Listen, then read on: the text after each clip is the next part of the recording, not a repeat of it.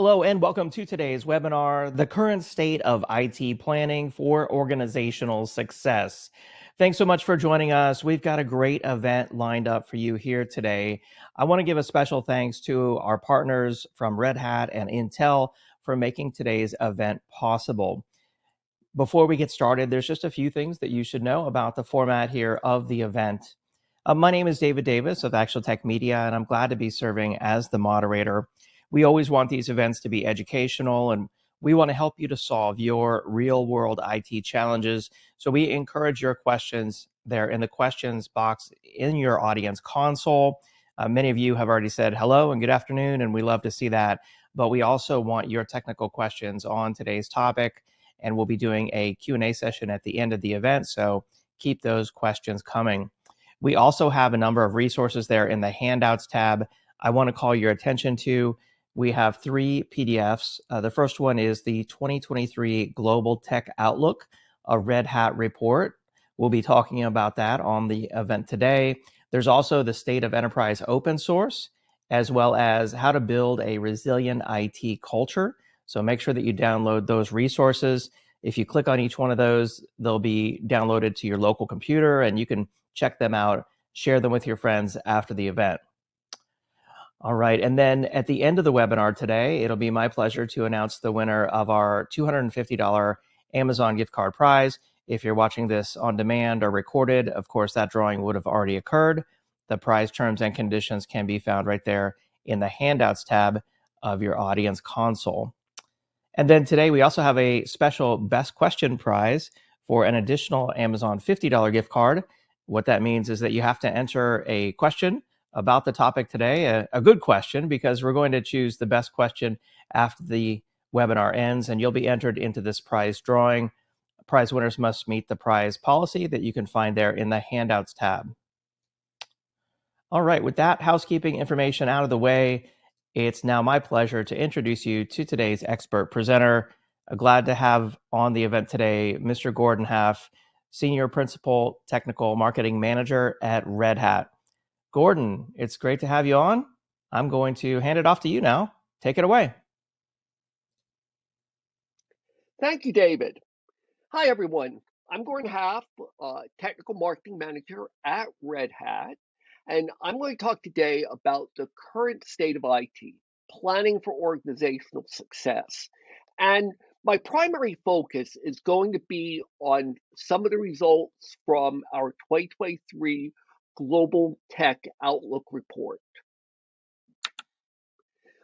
So first of all, let me just give you a little bit of a background about this report.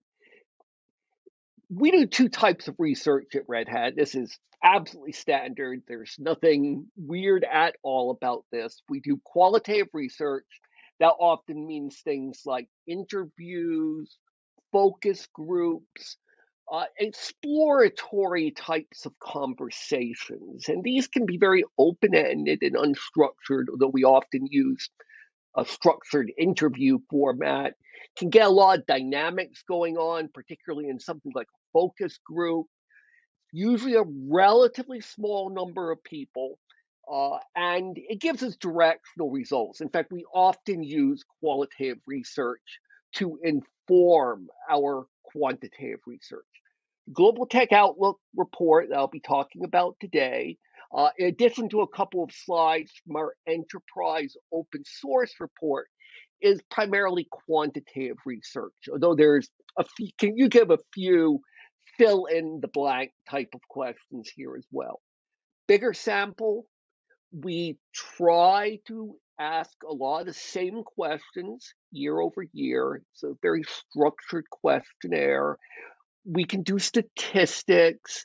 And when we do quantitative research, we assume there is a general knowledge of the survey space. And as an example, let's look at who we talked to for the purposes of this survey. We did talk to a fair number of people, over 1,700 worldwide, inclusive of a lot of different industries, target personas, and so forth. This is not a Red Hat specific list, though many of them are Red Hat customers, and a subset was drawn from a vetted Red Hat customer list. And as I say, most of these questions we've been asking for a number of years, so we can do year-over-year compares. Now, I will say to a couple of these points that we haven't been seeing a lot of change year over year in this survey in most categories. But one of the things I'm going to do in this webinar is to take you through some of the areas where there were differences that might have been noteworthy. Something else we tend to find out in this and similar surveys is even though we ask in Latin America, Asia Pacific, Europe, North America, largest companies typically, we don't see an awful lot of regional differences. And sort of my take on that is always that when you come right down to it with large companies, medium to large companies, companies are more alike than they're different. They don't look all that different in Japan than they do in the United States, at least in the types of things that we tend to be asking about in these surveys. So let's move on to talk about what we found out about digital transformation specifically this year. There weren't a lot of differences. I do flag one category here, stall, which did go up quite a bit. However, I point out that it's going up from a fairly small number. And actually, if we go back 2 years, uh, basically this is a reversal of what we saw from 2 years ago to a year ago. And therefore, I don't read an awful lot into this. We did see accelerating tick up a little bit this year. The companies would ask, well, why are you accelerating? They cited the global pandemic and revenue increases as reasons for their acceleration. Now, I do want to set one other piece of context here, which I think is good to keep in your mind. This survey was out in the field last summer, even though we published it about 3 months ago. And I think some things around financial metrics, cost savings, things like that, I think it's possible that they would be a bit different if we were to conduct a survey today. I think there's probably a certain cautionary overlay to how companies are thinking about things like digital transformation today. However, you see, just going by the data, there really hasn't been a lot of shift. Now, another interesting aspect of that, well, if companies are doing all this accelerating and spending and digital transformation and so forth, why hasn't there been a bigger change? I mean, they spent a lot of money in this stuff, and yet they're kind of where they were a year ago. And my interpretation of that is the goalposts move, basically. That what they considered to be a leading digital transformation position a year, 2 years, 3 years ago, now maybe it doesn't look so hot, that they really have more that they need to do. The more you know, the more you do, the more you want to do. And therefore, I think the goalposts kind of move. One other thing that I don't explicitly call out in this presentation this year, but we wrote a bit about it in last year's report, is who you are in an organization affects where you think your company is in digital transformation. The higher up in the company you go, the more optimistic you are about how your digital transformation efforts are going. And what that ends up meaning is that the people who are just managers or just directors, they're more likely to have seen how the sausage is being made, and therefore they're more likely to have a more lukewarm view on where their companies are. Now we look, this is an example of a regional breakdown, and there are differences.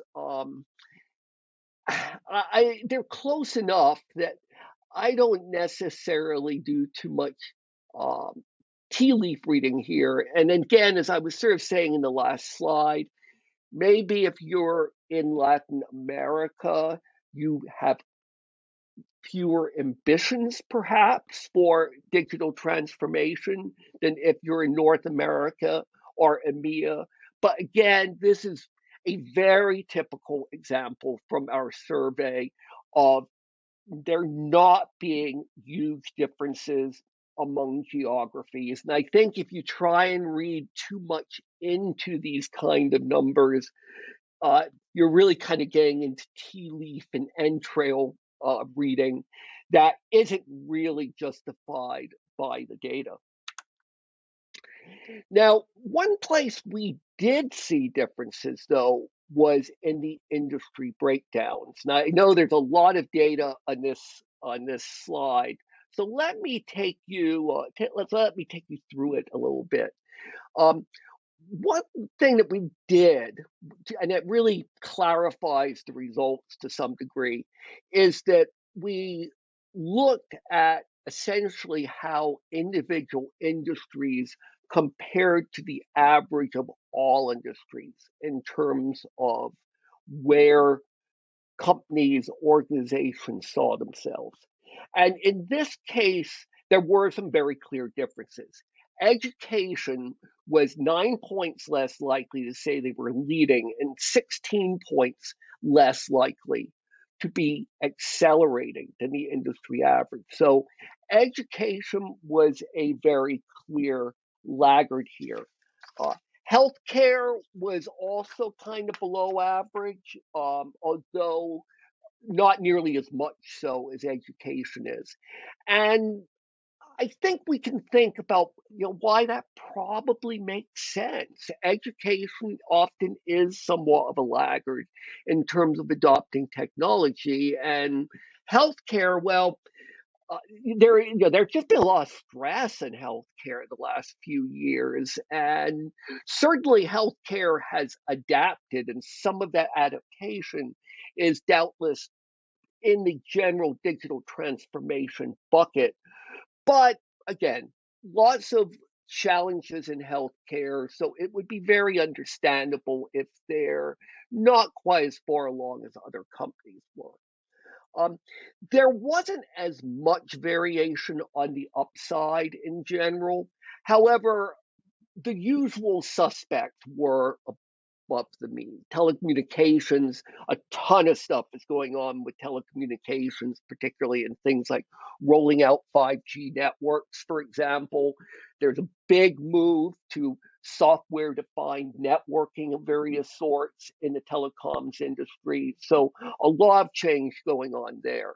And financial services was was also above average, and that you expect that because financial services is the industry that's essentially always out in front in terms of technology adoption.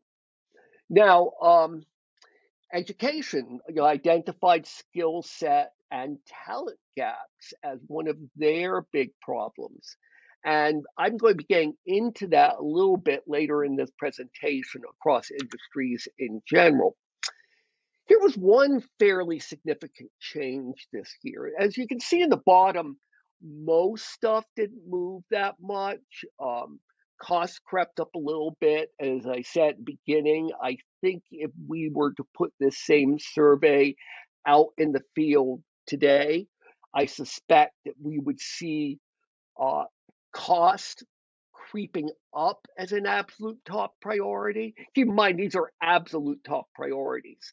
Um, Cost has always plays some role, but what we've generally seen pre-pandemic, particularly, was that things like innovation tended to trump factors like cost. So this year, innovation's still up there. I mean, it's just behind at number two, but security has overtaken it. And I think this is very understandable if we think about it, because security has been a really big topic the last couple of years, and I'm going to talk about security in more depth as well, um, with incidents and companies getting into trouble because of it and what have you. Um, so I think I can see the immediate security concerns maybe being prioritized a bit rather than something like innovation, which tends to be more of a future looking, we need to be an innovative company. We need to outcompete our competitors and so forth. But maybe there's some somewhat more immediate concerns. And I think that's what we are seeing in this data. So let's talk about people and skills now. I mentioned about education specifically a few slides ago, but we saw people and skills issues throughout this entire survey. So what do you think are the top barriers preventing your company from being successful in digital transformation? Well, education may have had a particular issue, but all industries saw skill set or talent gaps as being the top barrier. And that was a switch from, I think, a couple years ago when integration issues were big. And integration is still seen as a big issue. In fact, as I've said earlier, I think a couple percentage point differences are probably nothing to overinterpret too much. But these are kind of some of the things that we see, and a lot of these um, other barriers are related to people. So why is technical debt an issue? Well, we don't have enough people to address the technical debt. Security or regular compliance gaps. Well, maybe they don't have the people to really work on regulatory compliance and reducing risk. Manual processes or IT operations. They're taking too many people in order to do their processes. Now, and now let's look outside of IT technology products or solutions. Well, digital transformation strategy is the top there. So it might be tempting to say, well, digital transformation, that's kind of a technology thing. Well, no, it isn't really. It is about technology in part, but it's also about people and process. So there's a lot of people up in that top category, followed by technical technology skills training, people process skills training, doing compliance, IT or developer hiring and retention. So basically, the top 5 non IT priorities are related to people, and people showed up in various other ways throughout the course of this survey. And this is from an other survey that we did, uh, that we released last year, the State of Enterprise Open Source 2022. People showed up here too. What are the obstacles to adopting containers? Number one, we don't have the necessary skills for adopting. Kubernetes is complicated. We don't have the development staff or resources. Okay, we don't have a reason to containerize. Okay, fair enough. That's a good reason. But then in number 4, we don't have the time. So people and skills really appear just about everywhere when it comes to barriers to getting things done. So now let's talk about the IT funding priorities. This has been pretty much a constant, and probably nobody who's listening to me is surprised in the slightest at this point that IT security is the number one uh, IT technology funding priority, followed by a couple of different cloud related categories. I mean, this is really kind of unsurprising that with all the attention IT security has gotten, that it's the number one IT funding priority. And the fact is, though, if we look inside of the IT funding priorities. Okay, network security, that is, I'd sort of call that traditional bread and butter perimeter security type of stuff. And that's still the number one funding priority. And do keep in mind, these are funding priorities. These are not necessarily, this is really important to me priority, but this is sort of my priority for spending money. Cloud security, again, not surprising. Data protection, sovereignty, sort of middle of the road, though from what I was talking to some analysts just last week, and one of their messages was that data sovereignty, basically where data resides, also privacy is in this category. It's definitely becoming a hotter and hotter topic.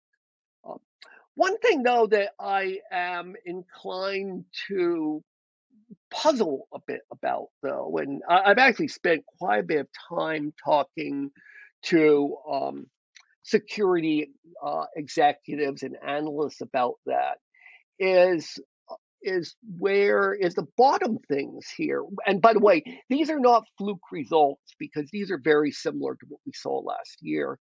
Well, first of all, hiring security or compliance staff isn't a top funding priority, even though we heard all that stuff about people and some other questions we asked. So that's a little bit of a head puzzler, but maybe in the grand scheme of top priorities, the security or compliance staff isn't really that big a ticket item.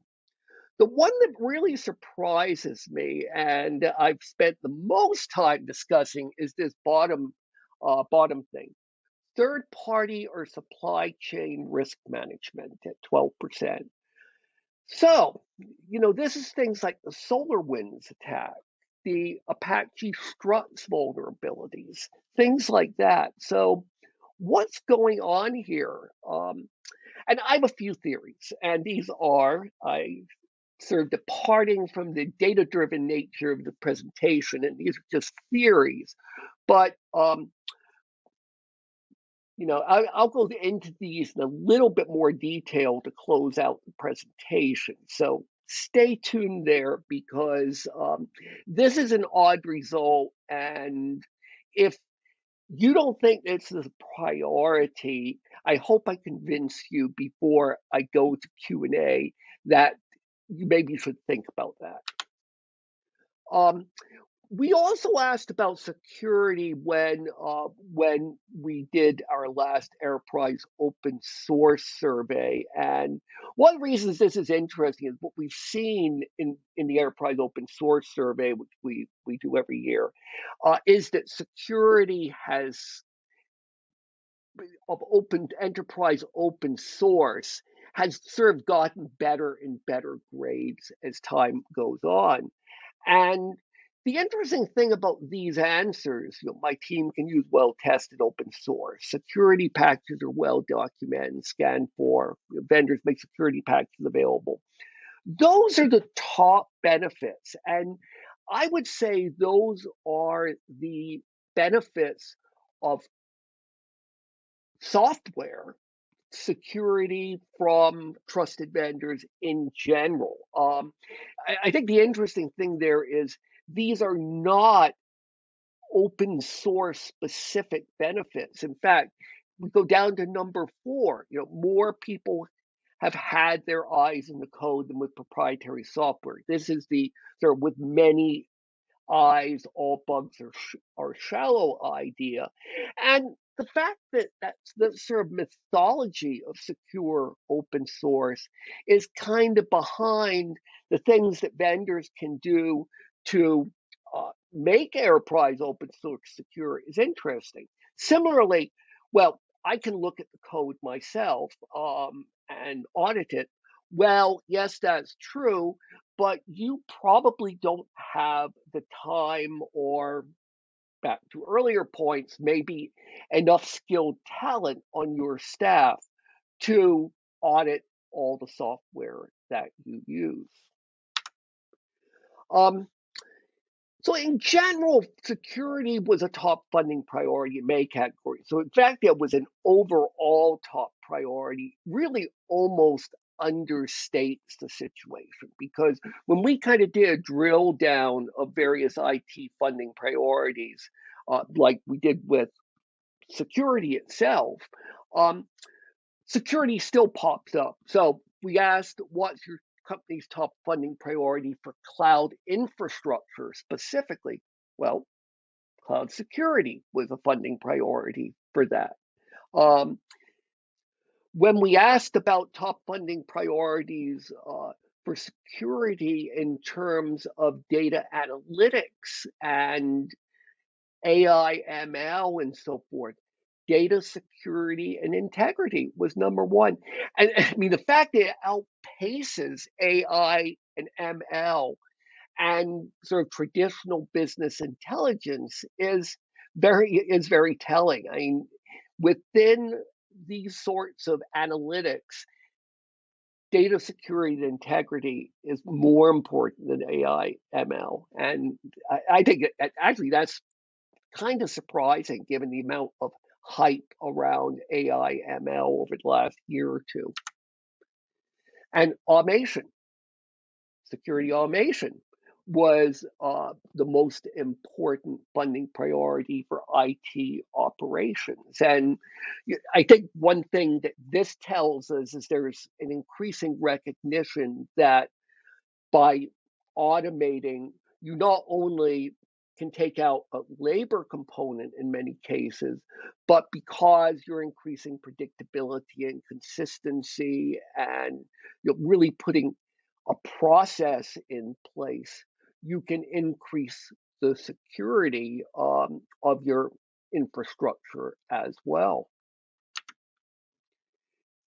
And I went through this in a little detail before, and as I sort of pointed out, the hiring security or compliance staff and third-party risk management was really kind of at the bottom of the list. And, this has not changed too much from year to year. So we've seen, it's crept up a little bit at the bottom this year, but those are still very low numbers in the grand scheme of things. And we're still really the more traditional security, network security, cloud security, that is where the bulk of the money has gone to and continues to go to. So I promised that I was going to dig into that security aspect a little more deeply towards the end here. And let me just spend a few minutes closing out with this. So what's going on? Well, as I mentioned, these are funding priorities. So maybe it's important, but it's a case of getting our processes in order. It's a case of paying more attention to security. But we don't need to write huge checks in order to do that. So it's not really a funding priority, even though it's very important for us because statistics vary, but something like 80 to 90% of application code in a company is usually from third parties, much of it open source. Uh, so that's an important thing for people in IT to think about. Okay, maybe it's someone in my organization's funding priority, but it's not my funding priority. It's the security team. It's not my problem. It's someone else's problem. And if you think about how security has historically been a rather siloed part of the software development, the infrastructure process. It's the person at the end, kind of the end of the pipeline, who sort of holding out their hand and yelling, "Stop, don't deploy it," because something might go wrong and I need time to audit it. I need time to make sure everything is compliant before I let you deploy it. And really, this is the whole idea with security shifting left in an organization, whole idea behind security automation that I talked about earlier, doing automatic scanning of code, uh, having day two operations nailed down so that it's not a case of throwing out code and just leaving it there as the way vulnerability is discovered. You don't even know if it's deployed out in the field somewhere. And actually, the CTO of one of the fairly big security companies and I were talking last fall, and yeah, he told me that one thing that they've seen is that a lot of the time these third-party supply chain vulnerabilities, um, the fixes have been made. The projects, the vendors, they've made the changes, but the changes haven't kind of made it into being compiled into the code yet that is in use in their company. So it's as much on the usage end as it is on the, oh, nobody has updated this code to fix this vulnerability. What supply chain security? Yeah, what is this thing? I, I don't know. I have a little bit of trouble believing that this is too widespread because this has gotten a lot of attention all the way up to the executive branch in the U.S. and Europe has paid a lot. The EU has paid a lot of attention to this as well. But I've also observed from one of my colleagues was telling me, they're talking to customers, this is something that vendors talk a lot more about than end users do at this point. Um, Maybe they don't think they use third-party code. Well, narrator says you do. You most certainly do. As I said, the numbers vary, but probably 80 to 90% of application code out there is open source libraries and the like. Finally, I pay for support. My vendor handles that for me. Well, we do to some degree. Our operating system, any application software, middleware, things like that we ship for you. Absolutely, we shoulder. I won't say all of the risk for you, but quite a bit of it. But that doesn't help with your application code that you're writing yourself. Basically, assuming you're not purely buying packaged software or you're not purely using hosted cloud services, you still have a share of the responsibility. And by the way, even if you are just buying packaged software and are just using cloud services, you still have a certain amount of operational responsibility for your software. It's just not something you can totally outsource. And for that matter, you need to know enough to know if your vendors are doing the job that you need them to do. So, with that, I thank you for your time, and please feel free to enter your questions into the console, and I will take as many of them as I have time for. Thank you very much. All right, great presentation, Gordon. Really insightful. I learned a lot from that. I know the audience did as well, and we've had a flood of questions coming in. If you have a question about today's topic, now is the time to get it in. We've got Gordon Hauff here from Red Hat ready to take your questions. Gordon, you ready for some Q&A? Absolutely. All right, excellent. Well, let's see. First question I see here, I'll just start with this one. They're asking, what are the biggest challenges that you've seen around digital transformation? Yeah, we actually asked that question in this year's survey, but just didn't make it in the presentation. I'm not sure if it's in the report or not, but so skill set or talent gaps is the top barrier, really remains the top barrier going into 2023. And, the whole skill set, people related issues, that was just pervasive throughout this year's report. Um, Integration issues are still important. They actually led the challenges for digital transformation 2 or 3 years ago. Technical debt. This is interesting. I was actually meeting with a big defense customer very recently, and one of the things, well, first of all, they mentioned shortage of people, and secondly, they mentioned just all their legacy applications and so forth, and really wanting to try and figure out how best to wrangle those in, how best to modernize and migrate. That's a whole separate presentation that we've done some research around, but that can definitely be a challenge. Security, of course. Security raises its head here again. Not enough automation, and automation is is a big theme here, and um, in a few of the questions that rolled in, I think the answer sort of being is there's a recognition that you really need to automate.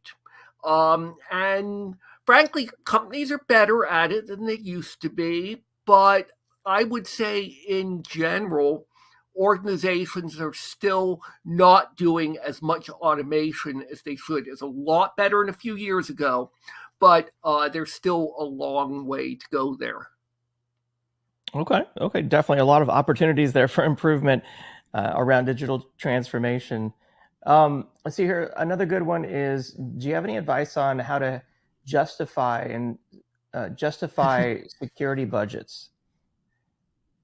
Oh yeah, how do you justify budgets is sort of an evergreen topic, even though cost, well, at least hasn't in our past surveys the last few years been as big a factor as it sometimes is.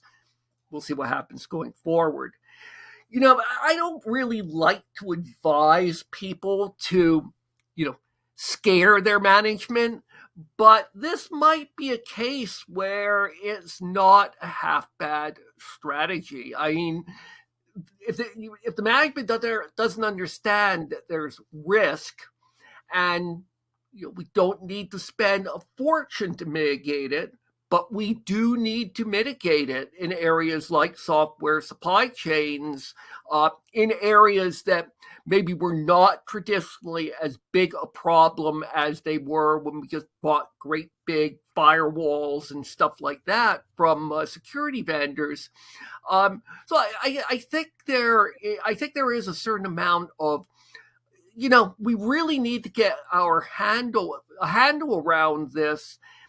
But that doesn't necessarily mean that in all cases we need to spend a huge amount of money. I mean, there is good tooling out there. There's a lot of innovation going on in the security space. It's sort of a complicated space because there's a lot of companies and there's overlapping capabilities.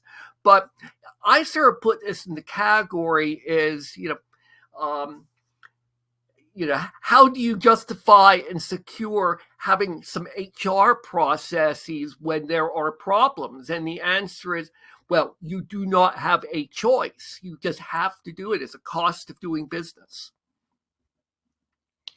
Absolutely, yeah. I mean, that you make a great point. That's always a big challenge is securing budget for anything, but security is I've seen, like you said, especially a challenge as well. And there's a lot of great resources out there to help customers justify, those sort of projects. But great advice. Don't go crazy. Don't go wild. Another good question here that came in, they're asking is, how is Red Hat mitigating the reduction in innovation over the last few years? Well, first of all, I think that result that I showed in in the survey, where kind of innovation innovation kind of went down a bit and security kind of went up a bit. I I don't really see that as being a reaction to a reduction in innovation. I see it, as I was just saying, more in the doing security right now is not optional. And if you're going to force me to pick a priority, I'm going to pick security right now because I'm not going to be around to innovate, perhaps, if I don't do the security part. I think more broadly, I would sort of say a couple of things. So, first of all, I don't think there really has been. It's hard for me to say that there's been a reduction in innovation. I mean, everything going on in open source communities, what's going on with generative AI and ML right now, which is another topic I could go on for quite some time on. I do think at the platform level, there was the big change with public cloud. There was the big change with containers and Kubernetes coming in. And I think that not that there isn't innovation still happening there, but we are maybe in the stage of, let's digest all of this. And like you're seeing a lot of FinOps talk and software around public clouds, for example. Kubernetes as a platform is stabilizing, or has stabilized, but there's still a lot of other stuff going on in the Kubernetes ecosystem.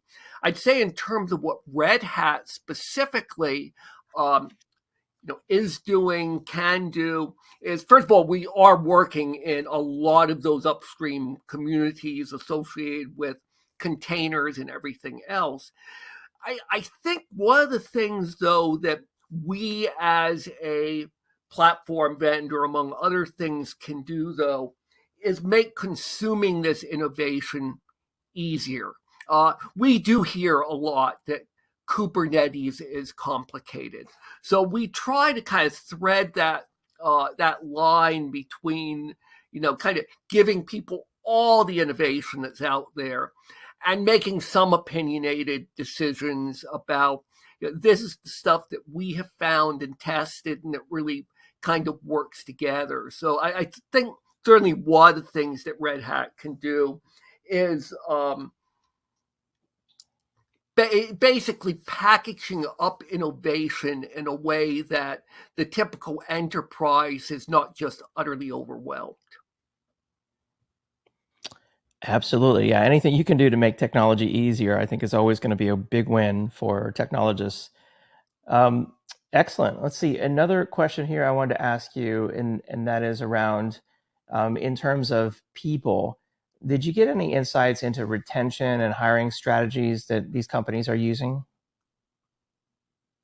Yeah, well, in the actual survey data, there was a mix of skills training, both for technology and for processes. There was retaining developers.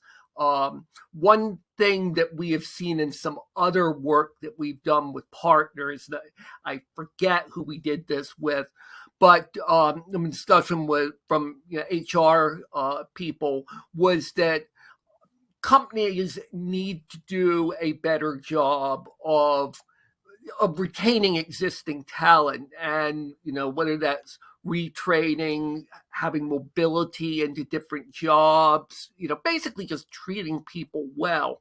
Now, I will say that that's all well and good, and I totally agree with those statements. I do think as an industry, at least for certain types of roles, we have gotten into a state where a lot of people, at least developers, feel that they have to change jobs if they're going to get increases in salary. So, uh, perhaps more so than, oh, I'll let you go to a training course, and is the fact that there is this dynamic right now. I think I was talking to someone about this, I think just last week, that there sort of is this chicken and egg or vicious circle, or whatever you want to call it, where companies don't give pay increases relative to someone going to work for a competitor a lot of the time. And then that means that companies just work in the assumption that most of their employees are going to leave after 2 or 3 years. So why should we waste a lot of money on training them? And I think that is an unfortunate dynamic that perhaps exists more in certain areas of IT than it does elsewhere. Yeah, that's interesting. I've noticed that myself, and that's a very great point that you make there. Another one here, they're asking, what can or should companies be doing around software supply chain? Yeah, that's the topic of the day, I guess. So I think there's a few things. There's a few things here. So first of all, there's this idea of shift left in DevSecOps. This idea that you discover problems and mitigate them as as far to the beginning of the development process as you can. Yet again, I think you absolutely can't do this type of thing without automation, because there needs to be this whole continuous automated process in order to kind of mitigate security problems. I think certainly using trusted sources of software as much as possible helps, because someone else is doing some of the work for you. And then I think a final thing that I would mention, so after the automated scanning, but this doesn't stop when the software is deployed. I was happened to have a ride with the CTO of a security company last fall, going to an event, and we had a long discussion about this. And one of his points was that, some of those vulnerabilities that make the headlines and so forth, those were fixed in the upstream. They just hadn't been implemented in the running software. So this has to be a continuous process. So it's not like, okay, we've used a current version of this library to develop our software, job's done. No, it's not done. You have to know what's going on kind of out in the world. And there's a lot of discussions and tools going on around this. You'll hear a lot of discussion of software bill of materials, SBOMs, and things like that. Those are not a complete answer by themselves. So it really needs to be kind of a very complete and ongoing and automated type of process. Yeah, absolutely. With security, I've heard, kind of constant, never-ending improvement. It's a wheel. It's not something you complete, and it sounds like the same case here. Yeah. Another question Oh. Around AI here. They're asking, are you surprised that AI isn't a bigger funding priority? So let me say a couple of things here.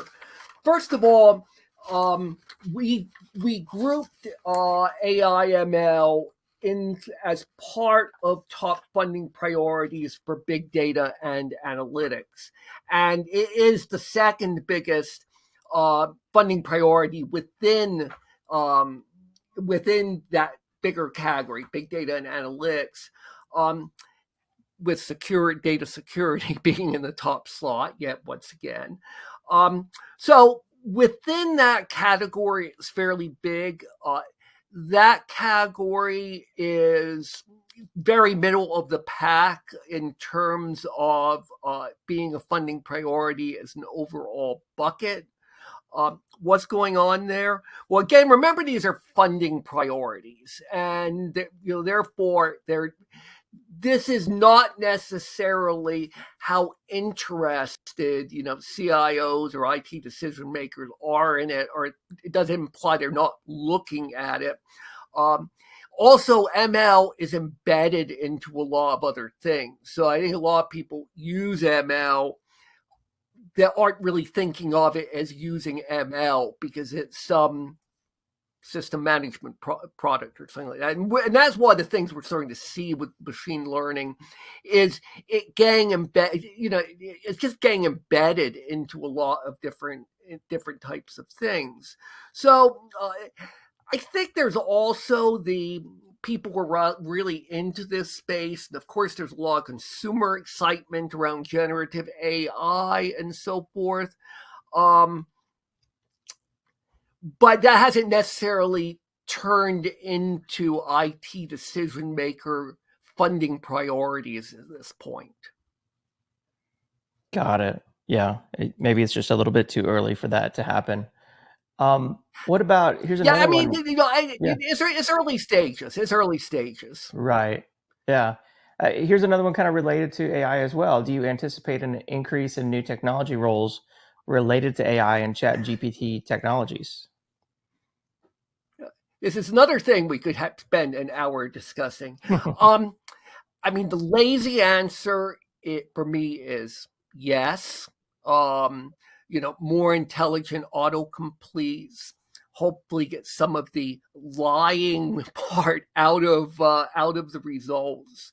Chat GPT at this point for things like writing, it's one of those things that I've spent some time playing with it, and sort of my conclusion is that my first reaction is, my God, a computer did this, and then I start to actually read it and sort of put my editor hat on and go, if I put this in this form to my editor, they'd sort of ask me if I was drunk, probably. But I think there's a ton of potential there, and I mean, particularly as you look at how quickly a lot of this stuff has happened, I think you have to at least say this is really, really interesting for certain types of tasks. On the other hand, we have seen elsewhere in ML autonomous driving, when there's all this apparently fantastic progress made, and you're like, how much harder can it be to take to the next level? And the answer can be, well, it can be pretty hard. So I think there's some really interesting potential here. I think we will have to see how it plays out. I'm definitely kind of in the middle of the road here. I absolutely do not dismiss any of that stuff. I'm not necessarily convinced that it's going to make the world look completely different. Right. Yeah, well said. Well, I know we're starting to run out of time here in today's webinar. There's lots of great questions we're not going to have time for, and we really appreciate those, of course. But final question I wanted to ask you, Gordon, is, if folks were really interested in what you talked about today and are interested in the Red Hat and Intel solution and learning more, what do you recommend that they do? Well, we've got some docs for you, which are great. I think also some of the specific topics I talked about here, things like automation, things like platform technology. I can't speak for Intel's website specifically, but we have a lot of great information about those kind of topics and others if you poke around our website and can dig deeper. Excellent. All right. Well, this has been super insightful. I learned a lot. I know the audience did as well. Gordon, thank you so much for your great presentation today. Thank you. And of course, thank you to Red Hat and Intel for supporting the event today. Don't forget about the handouts tab. There's 3 PDFs you can download right there, including the 2023 Global Tech Outlook, a Red Hat report, the state of enterprise open source, and how to build a resilient IT culture. Check out those resources before you go. And while you do that, I'm just going to announce the winner of our Amazon $250 gift card. Here, this is going out to William Thomas from Pennsylvania. Congratulations. We'll reach out to deliver that, and we'll also contact our best question prize winner. Thank you, everyone, for the excellent questions. I made for a great Q&A discussion here on today's event. All right. Well, I hope that you have a great day and continue to learn more. Always never stop learning. When it comes to IT, we can't stand still. And so go check out Red Hat and Intel and learn more about planning for organizational success. Have a great day, and we'll see you next time. Bye-bye.